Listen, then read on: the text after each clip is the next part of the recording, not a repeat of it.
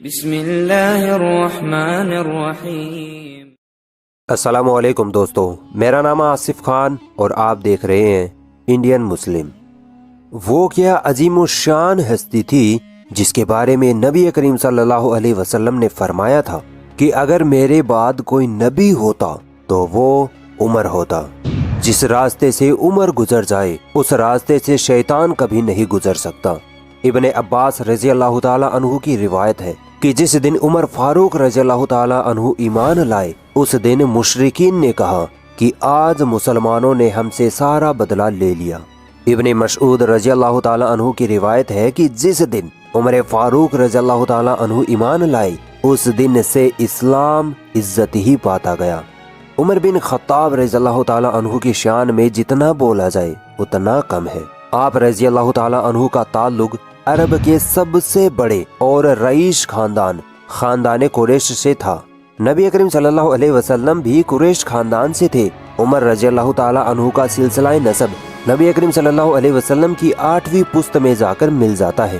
نبی کریم صلی اللہ علیہ وسلم نے آپ کو فاروق کے لقب سے خطاب کیا۔ فاروق کا مطلب ہوتا ہے سچ کو جھوٹ سے الگ کرنے والا۔ عمر فاروق رضی اللہ تعالی عنہ بچپن میں اونٹوں کو چرایا کرتے تھے، پھر جب جوان ہوئے تو سپہ سالاری، گھڑ سواری اور پہلوانی کی تعلیم حاصل کی۔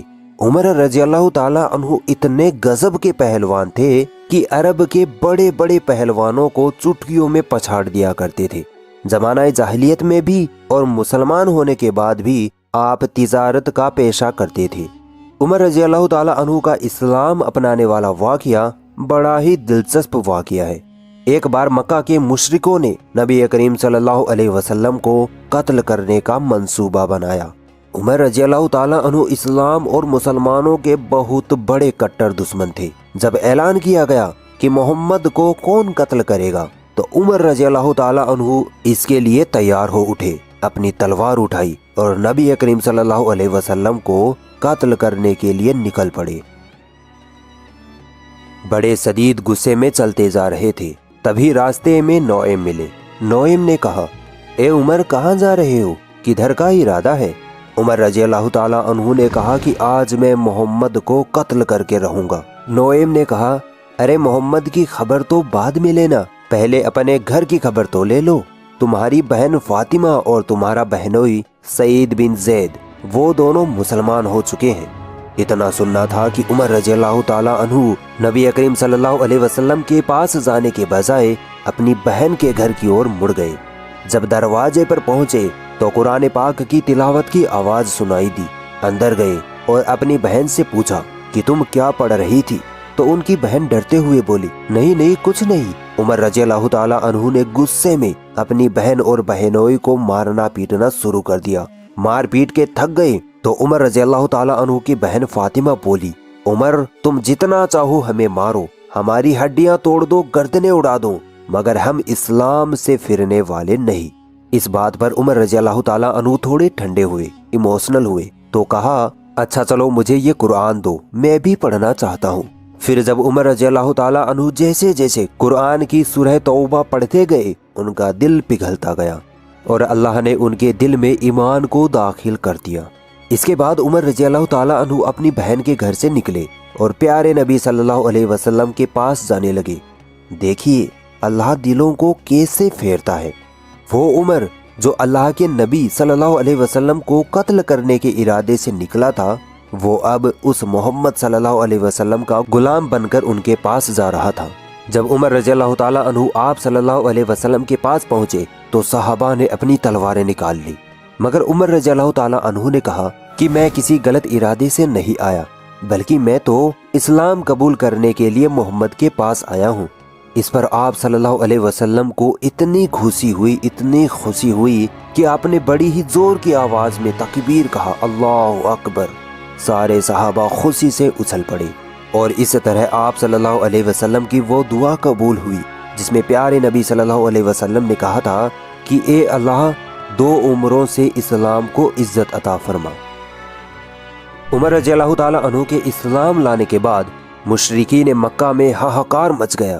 اس وقت مسلمان کعبہ میں چھپ چھپ کر نماز پڑھا کرتے تھے مگر جب عمر رضی اللہ تعالیٰ عنہ نے اسلام قبول کیا، اسی دن سے مسلمان کھلے عام نمازیں پڑھنے لگے اور کسی مشرک کی ہمت نہ ہوتی کہ مسلمانوں کو روک سکے۔ عمر فاروق اعظم رضی اللہ تعالیٰ عنہ کا رنگ سفید تھا، مگر سرخی ان کے چہرے پر غالب تھی۔ قد نہایت لمبا، پیدل چلتے تو ایسا لگتا کوئی سواری پر جا رہا ہو، اتنے لمبے تھے۔ گالوں پر گوشت کم تھا، داڑھی گھنی، مونچھیں بڑی اور سر کے بال آگے سے اڑ گئے تھے۔ عمر بن خطاب رضی اللہ تعالیٰ عنہ کی خلافت میں ہی عراق اور ایران کو مسلمانوں نے فتح کیا تھا۔ ان ملکوں کی فتح کے لیے جو جنگ لڑی گئی اسے قادسیہ کی جنگ کہتے ہیں۔ یہ جنگ اسلام کے اتہاس کی نرنایک جنگوں میں گنی جاتی ہے۔ یہ جنگ دجلہ ندی کے کنارے لڑی گئی۔ اس میں 30,000 مسلمانوں نے 60,000 آتش پرست ایرانیوں کو شکست دی تھی۔ ندی کے ایک طرف دشمن تو دوسرے کنارے پر مسلمان۔ ایک تو مسلمانوں کے پاس ہتھیار اور جنگی ساز و سامان کم تھے، تو دوسری اور ندی کو پار کرنا مسلمانوں پر مشکل گزر رہا تھا۔ اس قادسیہ جنگ میں مسلمانوں کی سپہ سالاری حضرت سعد بن ابی وقاص رضی اللہ تعالیٰ عنہ کر رہے تھے۔ جب سعد بن ابی وقاص رضی اللہ تعالیٰ عنہ نے مسلمانوں کی اس پریشانی کو دیکھا تو اللہ کا نام لے کر اپنا گھوڑا ندی میں اتار دیا۔ اپنے سردار کو آگے بڑھتا دیکھ باقی مسلمانوں نے بھی اپنے گھوڑے ندی میں اتار ڈالے اور اس طرح پوری فوج بنا پل کے ہی ندی پار کر گئی۔ ایرانی یہ سمجھتے تھے کہ مسلمان ندی کو پار نہیں کر سکیں گے، لیکن جب مسلمانوں نے ندی کو پار کر لیا تو ان ایرانیوں کے ہاتھ پاؤں پھول گئے اور وہ ایسے ڈرے کہ دیو آ گئے، دیو آ گئے کہتے ہوئے بھاگ کھڑے ہوئے۔ پھر ایک بڑی جنگ ہوئی اور مسلمانوں نے یہ جنگ جیت لی، اور پھر 4-5 سالوں کے اندر اندر عراق و ایران پر مسلمانوں کا قبضہ ہو گیا۔ قادسیہ کی جنگ میں آیا خزانہ و مال غنیمت جب عمر رضی اللہ تعالیٰ عنہ کے پاس مدینہ بھیجا گیا تو حضرت عمر رضی اللہ تعالیٰ عنہ اسے دیکھ کر رو پڑے۔ لوگوں نے پوچھا، اے امیر المومنین، یہ تو خوشی کی بات ہے، آپ روتے کیوں ہیں؟ حضرت عمر رضی اللہ تعالیٰ عنہ نے جواب دیا کہ میں اس لیے روتا ہوں کہ مال و دولت کی اس بہتایت میں مجھے مسلمانوں کی بربادی نظر آتی ہے۔ اس طرح نبی کریم صلی اللہ علیہ وسلم کی وہ پیشن گوئی بھی پوری ہو گئی جس میں پیارے نبی نے کہا تھا کہ ایک دن ایران کی ساسانی سلطنت ٹکڑے ٹکڑے ہو جائے گی۔ شام و مصر کی فتح کے لیے مسلمانوں نے جو کارنامے کیے وہ ایران کی فتح سے کم نہیں تھے۔ روم کی سلطنت دنیا کی شکتیشالی سلطنتوں میں گنی جاتی تھی اور روم کا بادشاہ ہرقل اپنے دور کا سب سے بڑا سپہ سالار تھا، مگر مسلمانوں کے مقابلے میں ہرقل بھی بے بس ہو گیا۔ مسلمانوں کی لگاتار کامیابیوں کو دیکھ کر ایک بار ہرقل نے اپنے ساتھیوں سے پوچھا کہ جب مسلمان ہم سے تعداد، ہتھیار اور ہر طرح کے ساز و سامان ہر چیز میں کم ہیں تو پھر ہم ان کے مقابلے میں کامیاب کیوں نہیں ہوتے؟ ایک ساتھی نے جواب دیا کہ مسلمانوں کے اخلاق ہمارے اخلاق سے اچھے ہیں۔ وہ رات میں عبادت کرتے ہیں اور دن میں روزے رکھتے ہیں۔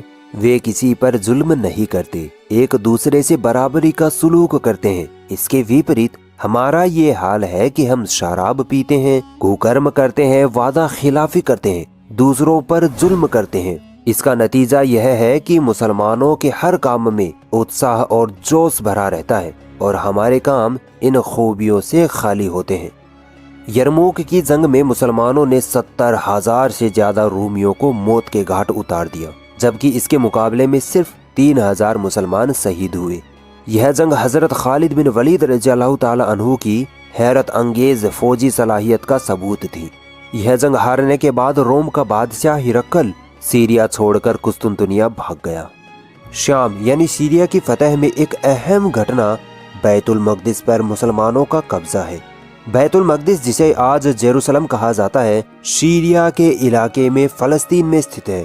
مسلمانوں کا قبلہ اول اسی شہر میں تھا اور یہی وہ استھان ہے جہاں سے پیارے نبی صلی اللہ علیہ وسلم معراج کے موقع پر آسمان کی اور روانہ ہوئے تھے۔ جب مسلمانوں نے اس پاک شہر پر گھیرا ڈال دیا تو عیسائی اس شرط پر شہر کو مسلمانوں کے حوالے کرنے اور صلح کرنے کو تیار ہو گئے کہ حضرت عمر رضی اللہ تعالی عنہ خود آ کر صلح نامہ لکھیں۔ جب حضرت عمر رضی اللہ تعالی عنہ کو اس کی سوچنا دی گئی تو وہ تیار ہو گئی اور مدینے میں علی رضی اللہ تعالی عنہ کو اپنا جانشین مقرر کر کے بیت المقدس کی اور روانہ ہو گئے۔ یہ سفر انہوں نے اس سادگی سے طے کیا کہ صرف ایک غلام ان کے ساتھ تھا اور اونٹ پر وہ دونوں باری باری بیٹھ کر سفر کرتے تھے۔ یعنی ایک بار حضرت عمر رضی اللہ تعالیٰ عنہ اونٹ پر بیٹھتے اور ان کا غلام اونٹ کو لے کر پیدل چلتا، اور دوسری بار ان کا غلام اونٹ پر سوار ہوتا اور حضرت عمر رضی اللہ تعالیٰ عنہ اونٹ کی نکیل پکڑ کر پیدل چلتے۔ ذرا سوچئے، دنیا کی آدھی سے زیادہ سلطنت کا بادشاہ اپنے غلام کو اپنے اونٹ پر بٹھا کر پیدل سفر کرتا ہے۔ حضرت عمر رضی اللہ تعالیٰ عنہ کے کپڑے بھی اتنے سادہ تھے کہ مسلمان آپ کو ان کپڑوں میں شہر واسیوں کے سامنے پیش کرنے سے جھجک رہے تھے، لیکن حضرت عمر رضی اللہ تعالیٰ عنہ نے کہا کہ ہماری عزت اسلام کی وجہ سے ہے، ان کپڑوں کی وجہ سے نہیں، اور آپ انہی کپڑوں میں بیت المقدس میں داخل ہوئے اور عیسائیوں کو صلح نامہ لکھ کر دیا، جس میں ان کی جان، مال اور مذہب کی ضمانت دی۔ حضرت عمر رضی اللہ تعالی عنہ نے کل 10.5 سال خلافت کی، لیکن اتنے کم سمے میں انہوں نے ایک ایسی وشال حکومت قائم کر دی جو اپنے چھیترفل اور شکتی کے لحاظ سے اپنے وقت کی سب سے بڑی حکومت تھی۔ حضرت عمر رضی اللہ تعالی عنہ کا زمانہ صرف جنگ کی کامیابیوں کی وجہ سے مشہور نہیں تھا، بلکہ نیائے، انصاف، پرجا پالن اور شاسن ویوستھا کی خوبیوں کے کارن مشہور تھا۔ حضرت عمر رضی اللہ تعالی عنہ کی خلافت میں پہلی بار وبھن پرشاسنک وبھاگ قائم کیے گئے اور سرکاری آمدنی و خرچ کے باقاعدہ حساب تیار کیے گئے۔ یہ وبھاگ دیوان کہلاتے تھے۔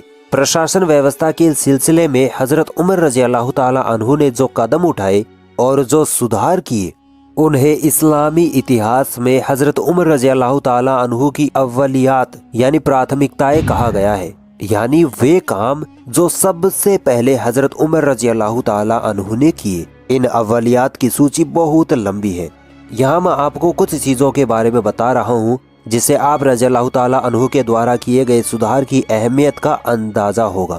آپ رضی اللہ تعالی عنہ نے سلطنت کو صوبوں میں بانٹا، فوجی وبھاگ قائم کیے، وت وبھاگ قائم کیے، پولیس وبھاگ قائم کیے جسے احداث کہا جاتا تھا، عدالتیں قائم کی، بیت المال قائم کیے، زمین کا ماپ کروایا، جن گننا کروائی، جیل قائم کیے، خبریں حاصل کرنے کے لیے پرچہ نویس مقرر کیے، فوجی چھاونیاں قائم کی، اماموں اور مؤذنوں کی تنخواہیں مقرر کی، مکتب اور مدرسے قائم کیے اور استادوں کی تنخواہیں مقرر کی، مکہ اور مدینہ کے بیچ چوکیاں قائم کی اور سرائیں بنوائی۔ حضرت عمر رضی اللہ تعالی عنہ کے ان سدھاروں کے بعد اسلامی خلافت جو پہلے ہی چھیترفل کے اعتبار سے دنیا کی سب سے بڑی سلطنت بن چکی تھی، ویوستھا اور پرشاسنک ڈھانچے کے لحاظ سے بھی اپنے دور کی ایک نہایت ہی سنگٹھت اور ویوستھت حکومت میں بدل گئی۔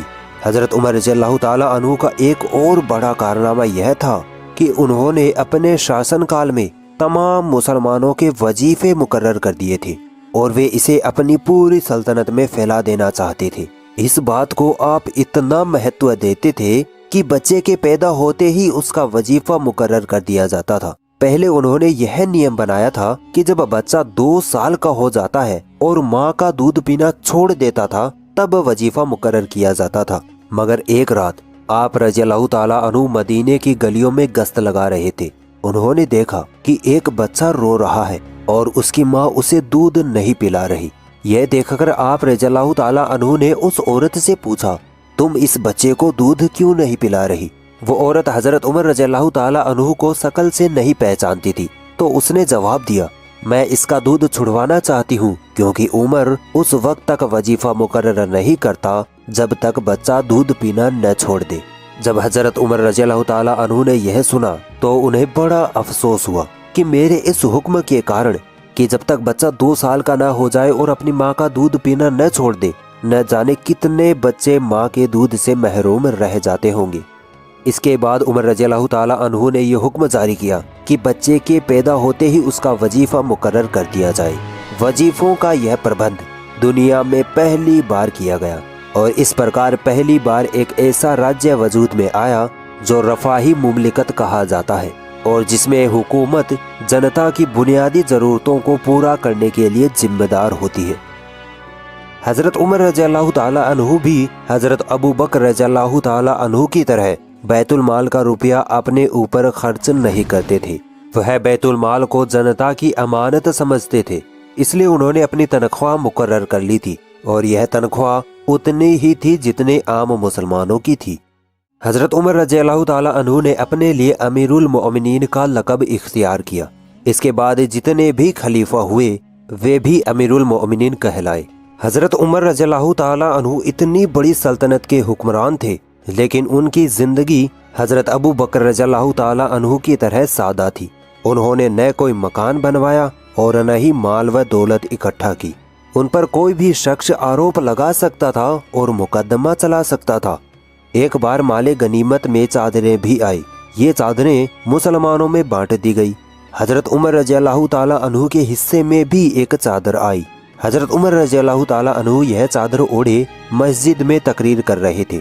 ایک بدو یعنی ایک دیہاتی اٹھا اور اس نے کہا، عمر، ہم تمہاری بات اس وقت سنیں گے جب تم یہ بتا دو گے کہ تمہارے پاس اتنی بڑی چادر کیسے آ گئی جبکہ مسلمانوں کے حصے میں چھوٹی چادر آئی ہے۔